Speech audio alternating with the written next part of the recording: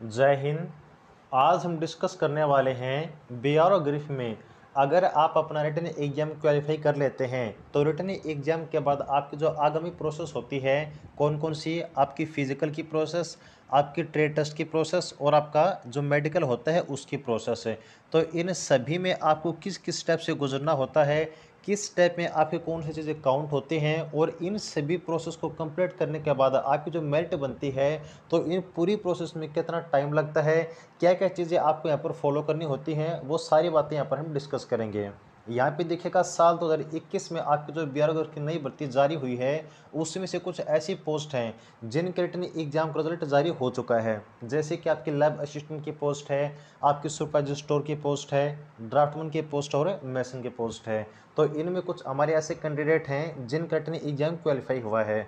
तो उनमें से एक कैंडिडेट का जो आपका कॉल लेटर है, ऑफिशियल कॉल लेटर, वो आपको हम दिखाने वाले हैं और पूरी प्रोसेस क्या कुछ आपकी होती है, किस किस प्रोसेस में को क्या कुछ डॉक्यूमेंट चाहिए होते हैं, पूरी प्रोसेस में कितना टाइम लगता है, ए टू जेड जानकारी बिल्कुल आपकी मेरिट बनने तक जो प्रोसेस आपकी होती है वो सारी बातें हम बिल्कुल पॉइंट वाइज डिस्कस करने वाले हैं। देखिए पहले बता देते वीडियो थोड़ी लंबी बनेगी, लेकिन अगर आपका एग्जाम हो चुका है या फिर आपका एग्जाम होने वाला है, जैसे कि एसकेटी के पोस्ट का, ड्राइविंग इंस्ट्रक्टर के पोस्ट का एग्जाम आपका 31 अक्टूबर को होने वाला है, तो सभी के लिए वीडियो इंपॉर्टेंट है ताकि आप जो डॉक्यूमेंट हैं उनके पहले जानकारी अगर हो जाती है तो आप जो टाइम पर आपको एक हड़बड़ी मच जाती है वहाँ पे बच जाएंगे। तो वीडियो पूरी देखिएगा और बिल्कुल आराम से देखिएगा ताकि हर एक चीज़ आपको बिल्कुल आसानी से समझ में आ जाए। तो चलिएगा बिल्कुल वीडियो को हम आसानी से आराम से स्टार्ट करते हैं।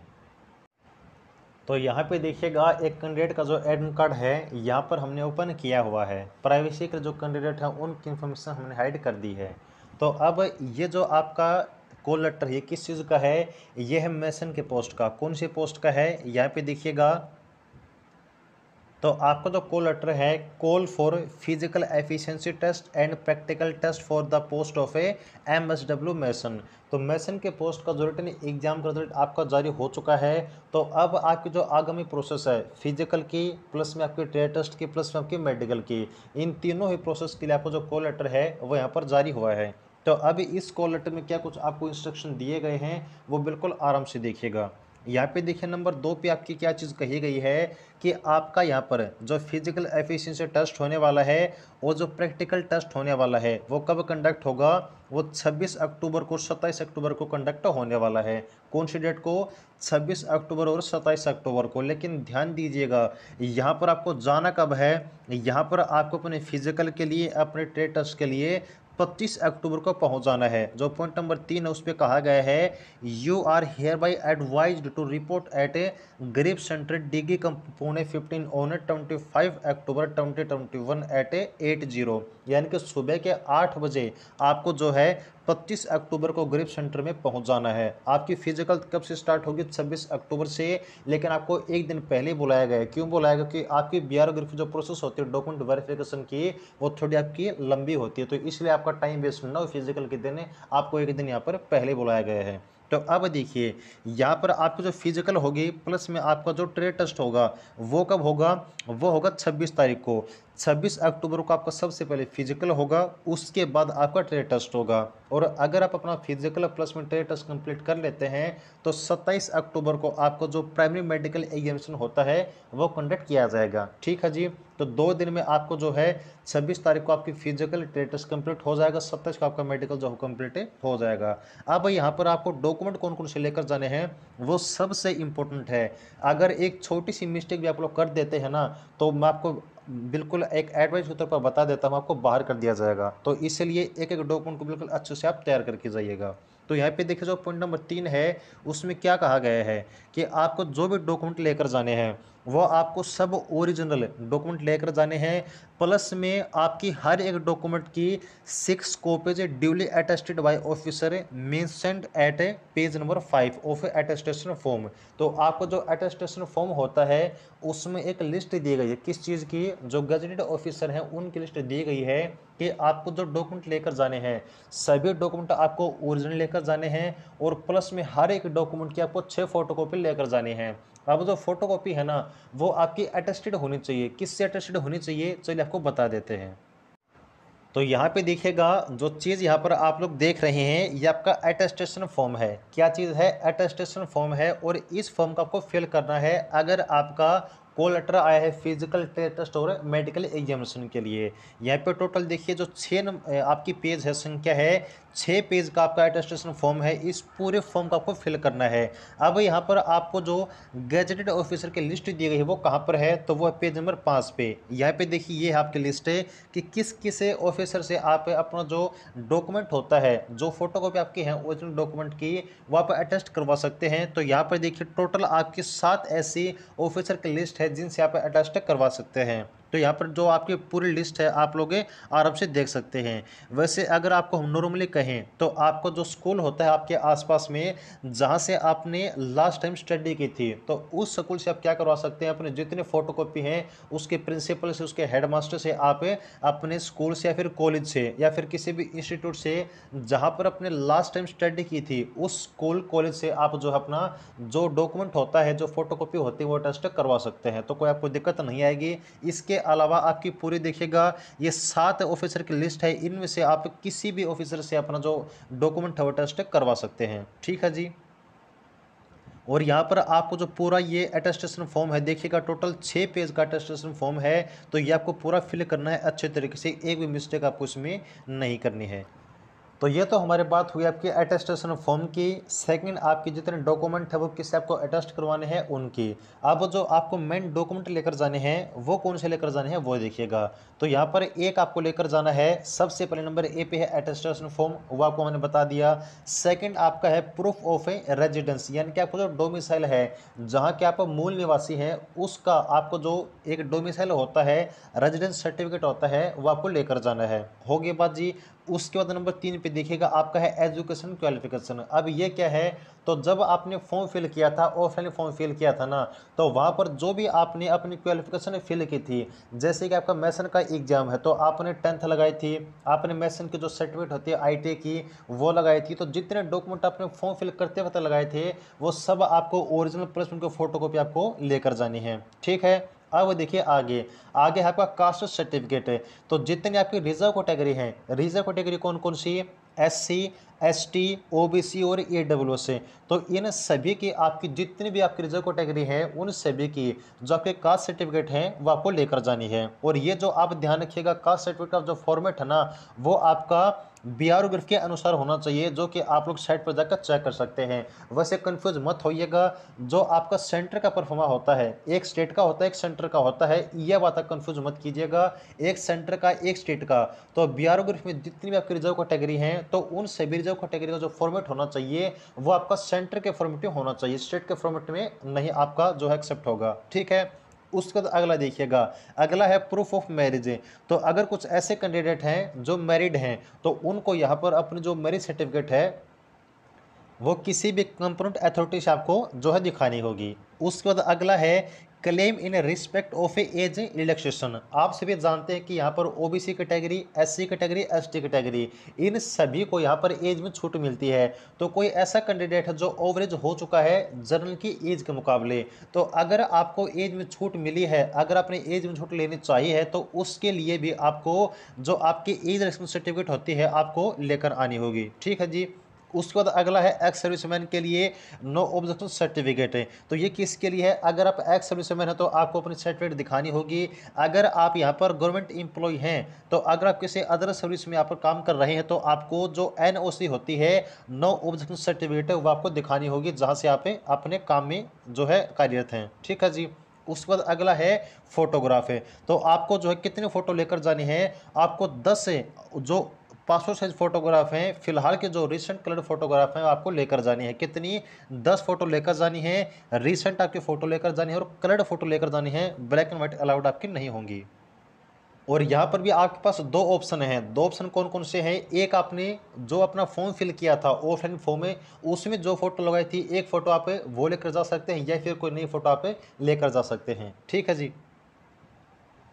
तो देखिएगा ये आपके पूरे डॉक्यूमेंट की लिस्ट थी जो कि हमने नहीं बल्कि बीआर ग्रिफ ने कहा कि आपको अगर फिजिकल के लिए आना है, ट्रेड टेस्ट के लिए आना है, मेडिकल के लिए आना है तो आपको पूरे डॉक्यूमेंट ये लेकर आने होंगे। ठीक है, तो अब यहाँ से देखिएगा, अब डॉक्यूमेंट के बाद बात करते हैं कि आपको और क्या इंस्ट्रक्शन दिए गए हैं मेडिकल के बारे में और मेरिट लिस्ट के बारे में। तो यहाँ पे आपका अगला पॉइंट है कि physical efficiency test and practical test है। तो फिजिकल टेस्ट में क्या होगा, फिजिकल टेस्ट में आपको जो है 1 मील रेस आपको कंप्लीट करनी होगी। कितने टाइम में? 10 मिनट में। बिल्कुल नॉर्मल आपके फिजिकल है, आराम से आप क्वालिफाई कर दोगे, कोई दिक्कत नहीं होने वाली है। उसके बाद आपका अगर फिजिकल आप पास कर लेते हैं तो आपको जो है ट्रेड टेस्ट के लिए जो है बुलाया जाएगा।